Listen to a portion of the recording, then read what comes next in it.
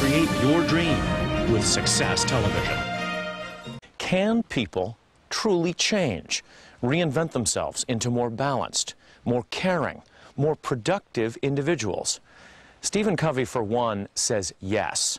And a lot of people pay a lot of money for his brand of reinvention. In fact, leaders of corporations, all kinds of organizations, pay $500 million a year for his brand of reinvention.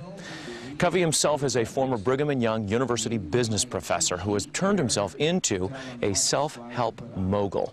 And his first lesson for leaders is that they are the product of their own choices. Okay, let's start then with the 7 principles. And the first one, obviously, is to be proactive. And what fascinates me is that it jives with this notion that you're not a captive of your past. Right. Describe that for us. Well, most people tend to become deterministic, that they are a captive of their past, or of their present circumstances, or of the social weather that surrounds them, or their physical weather. For their family. Their family, their upbringing, what my parents did to me, and so forth. The question I often ask is, are you a product of nature or nurture? And almost everyone says it's nurture or a combination. And I try to make a point that it's neither. It's a product of choice, because you can choose your response to both nature and nurture. You could have, for instance, a genetic disease inside you and never get it, simply because you make the lifestyle choices of the proper food and exercise and medicine. Or you could have been abused as a child. You don't have to abuse your own child. You have the power to reinvent yourself.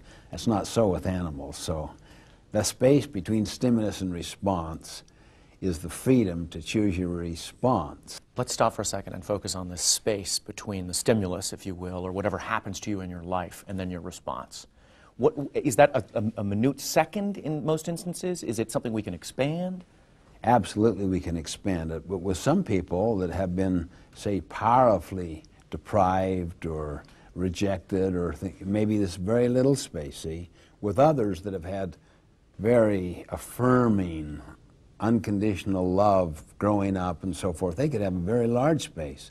The point is, however small or large the space is, it can get larger if you will take responsibility and initiative and focus on it and use it little by little.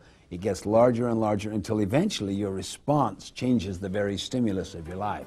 That's why I say that leaders are not born or made, they are self-made.